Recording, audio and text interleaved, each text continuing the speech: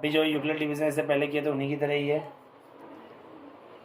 आपको Euclid division का ही use करना है। Use Euclid division algorithm to show that the square, देखो यहाँ पे वर्ड आया स्क्वायर। स्क्वायर का काफ़ी यहाँ पे इम्पोर्टेंस है, हर एक वर्ड का यहाँ पे इम्पोर्टेंस है, आपको हर एक वर्ड को ध्यान से देखना है। Is either of the form, देखो ये मल्टीपल है, एम का मतलब मल्टीपल होता है, ध्यान रखना। एम का मतलब इंटीजर नहीं है, अरे इंटीजर तो है लेकिन मल्टीपल के फॉर्म में है। कैसे करने के बाद में अच्छी तरह समझ में आएगा। देखो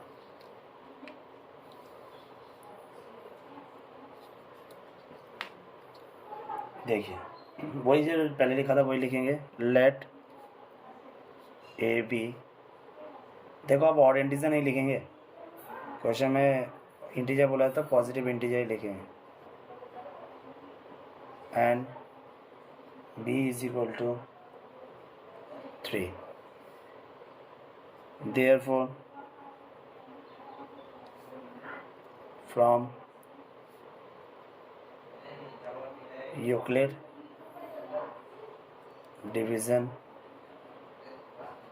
algorithm, अगर मैं यूक्लिड डिवीजन एल्गोरिथम की बात करूं, आपको पता ही है a इज इक्वल टू क्या होता है, bq प्लस r होता है, वेयर ये वाली कंडीशन लगानी है। हमको यहाँ पे एक बात पता ही है, जो a हो जाएगा वो 3q प्लस r होगा, और हमें यही पता है जो मैं b है वो 3 है। तब मुझे क्या पता चलता है, जैसे मैंने आपको बताया था जो रिमाइंडर होगा वो b से यानी डिवीज़न से छोटा होगा, सो रिमाइंडर क्या क्या हो सकता है आपका 0, 1 और 2 हो सकता है।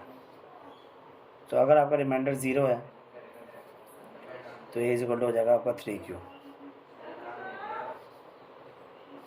अगर रिमाइंडर आपका 1 है तो ए इक्वल टू हो जाएगा आपका 3q प्लस 1। ये इक्वेशन नंबर फर्स्ट है, ये इक्वेशन नंबर सेकेंड।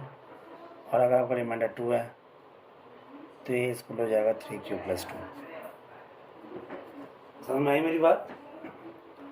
लेकिन मुझे कहा है कि इनका स्क्वायर भी करना है। देखो क्वेश्चन में साफ साफ लिखा है स्क्वायर करो, तो मैं इसका स्क्वायर करता हूँ। जैसे जैसे क्वेश्चन में बोलते जाए वैसे वैसे करते जाओ।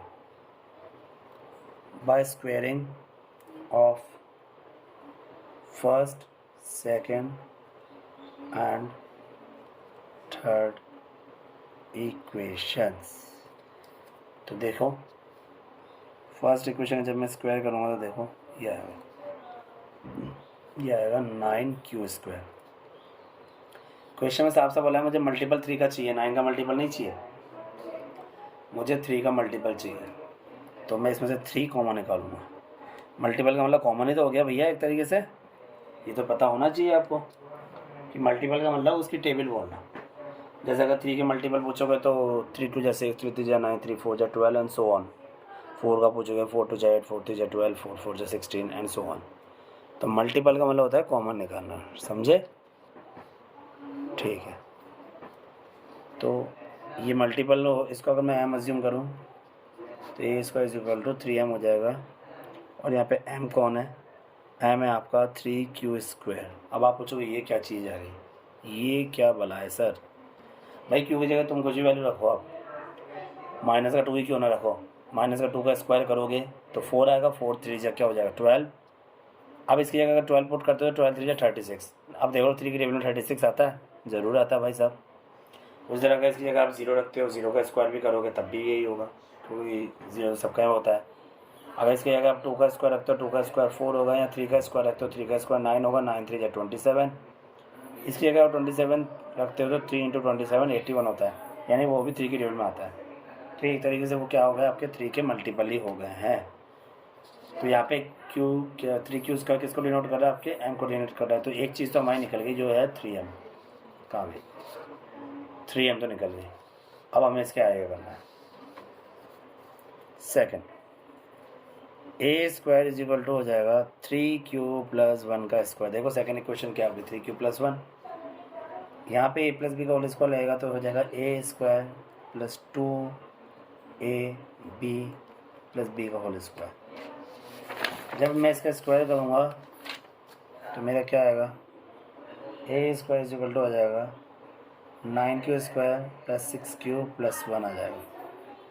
और इसको जब मैं सॉल्व करूँगा, देखो इन दोनों में से मैं 3 कॉमन निकाल लेता हूँ तो मुझे मल्टीपल चाहिए। देखो और दोनों 3 की टेबल में आते भी हैं, केवल 3 निकालना, केवल 3 चाहिए, क्यों नहीं चाहिए मुझे।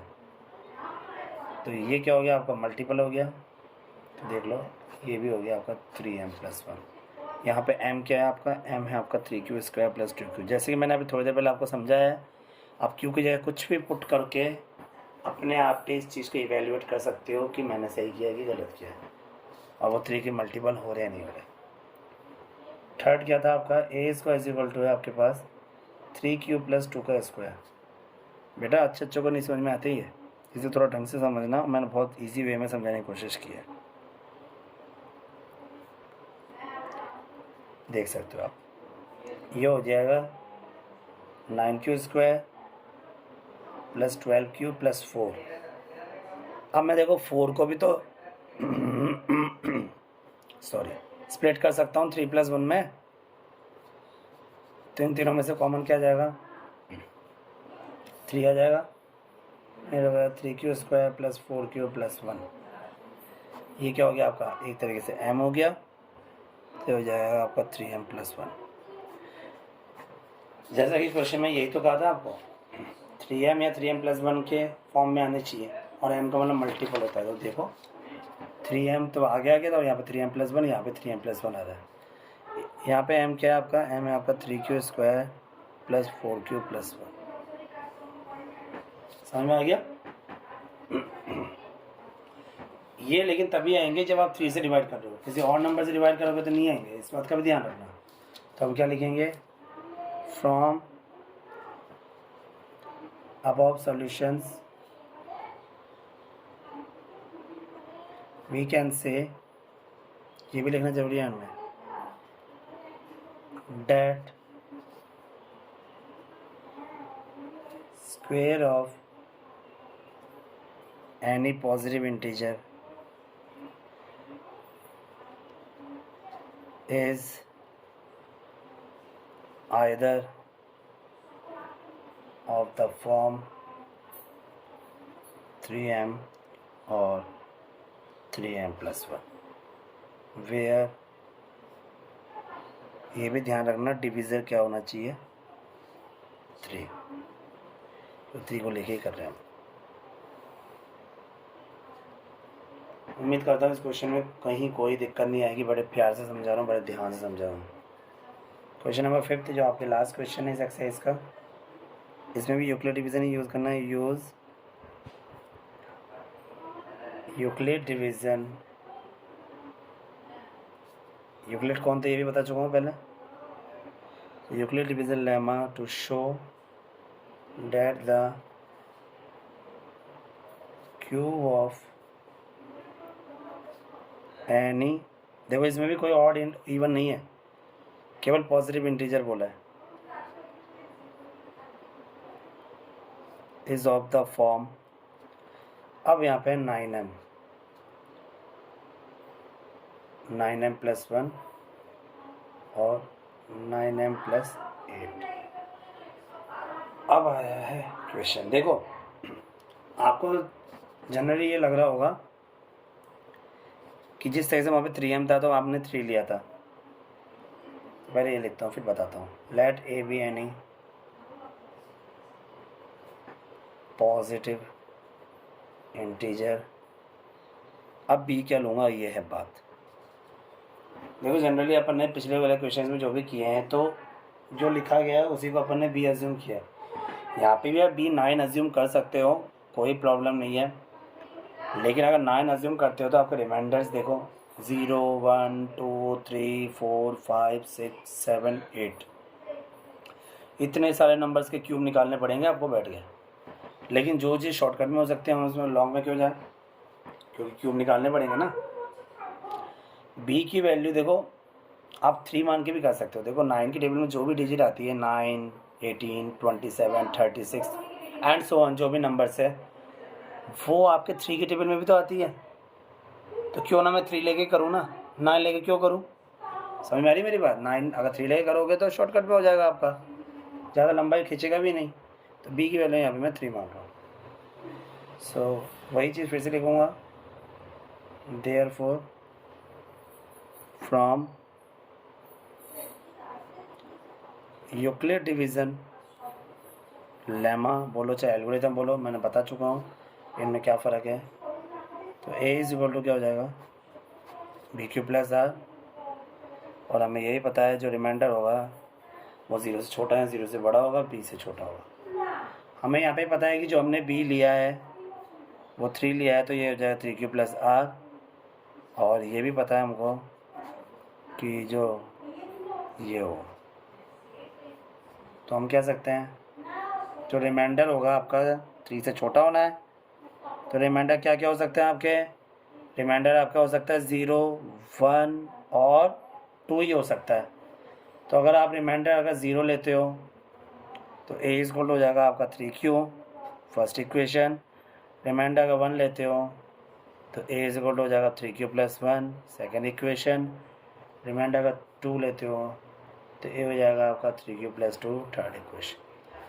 देखो मैं 3q 9q 9q plus 1 9q plus 2 9q plus 3 9q plus 4 9q plus 5 9q plus 6 9q plus 7 9q plus 8 तक भी ले सकता था, लेकिन यार कितना लेंदी हो जाएगा ये तो सोचो। तो मैं डायरेक्ट इससे क्यूब निकाल लूँ ना। जैसे ही क्वेश्चन बोला कि मुझे क्यूब करना पड़ेगा, so by cubing equation first second and third, हम तीनों इक्वेशन का क्यूब करेंगे। तीनों इक्वेशन का जब क्यूब करेंगे तो क्या क्या आएगा आपको पता ही है। ए क्यूब इक्वल टू हो जाएगा आपका 3q का होल क्यूब, 3 हो जाएगा आपका 27q क्यूब। जैसे मैंने तुमको बताया था कि 9 का मल्टीपल लेना है तो 9 अब कॉमन निकलेगा, तो ये हो जाएगा आपका 9 का मल्टीपल। यहाँ पे m कौन है आपका, m है आपका 3q की पावर 3। दूसरी इक्वेशन की बात करूँगा तो ए क्यूब इक्वल टू कितना हो जाएगा आपका 3q प्लस 1 का होल क्यूब। तो ए क्यूब हो जाएगा, अब a प्लस बी का होल क्यूब का फॉर्मूला आपको पता होना चाहिए, नहीं पता तो साइड में भी लिख देता हूँ।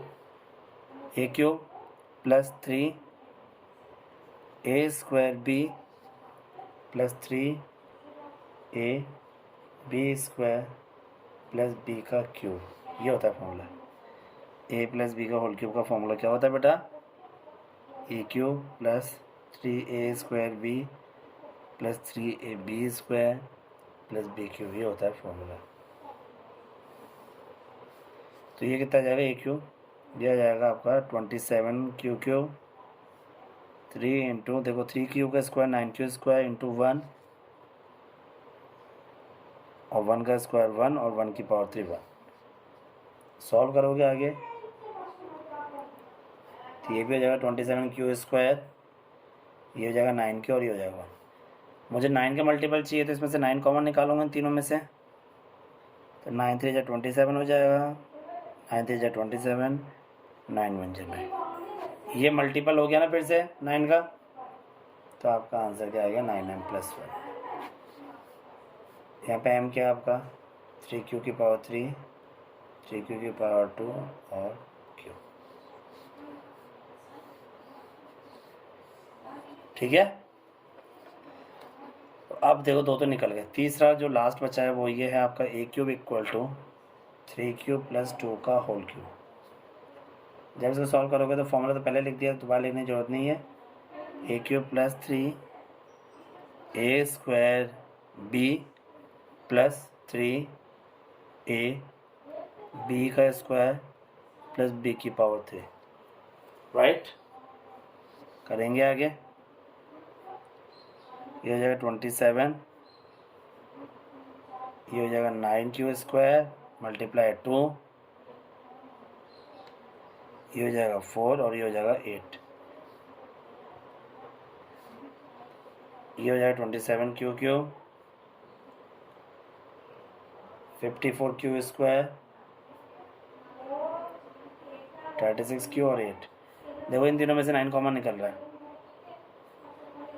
कॉमन तो क्यू भी निकल रहा है, लेकिन मुझे क्यू से क्या मतलब है, क्यू तो इंटीजर है। तो ये हो जाएगा 9 3 जा 27, 9 6 जा 54, 9 4 जा 36। कॉमन निकालना तो आता ही होगा सबको, उम्मीद करता हूँ। ये देखो मल्टीपल हो गया फिर।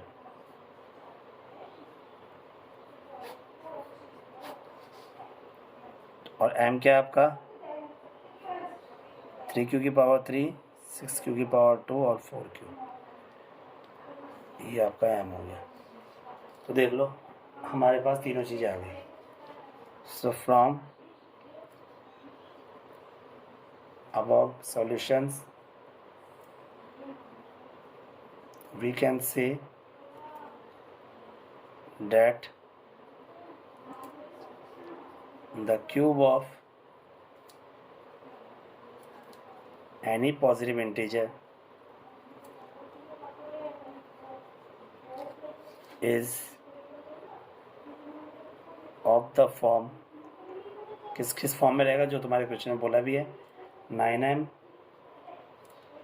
9m + 1, 9m + 8।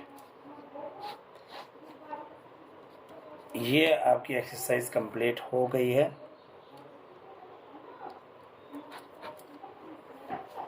उम्मीद करता हूँ आपको ये एक्सरसाइज अच्छी तरह समझ में आ गई होगी। जितना सिंपल वे में हो सकता है मैंने उतना सिंपल वे में समझाने की कोशिश की आपको। अक्सर टीचर्स इसको बहुत सोचते हैं कि ये थियोरेटिकल है, बच्चों से कहते हैं थियोरेटिकल है, तुमको रटना ही पड़ेगा। तो तुम खुद ही देखो ना, रटने लायक कुछ था ही नहीं। आप इसको प्रैक्टिकल वे में तो निकाल सकते हो। देख लो अपन ने वही किया है, मैथ्स में जनरल प्रैक्टिकल से चलता है।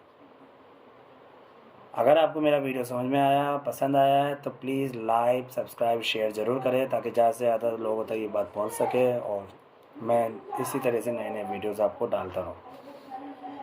हर एक चैप्टर को करवाने से पहले मैं इंट्रोडक्शन ज़रूर डालता हूँ, तो मेरा प्लीज़ इंट्रोडक्शन पार्ट भी ज़रूर देखें ताकि आपको ये एक्सरसाइज ढंग से समझ में आ जाए। चलिए आज के लिए इतना ही, फिर मिलेंगे अगली क्लास में। तब तक के लिए बाय बाय। एक्सपो क्लासेस से थैंक यू।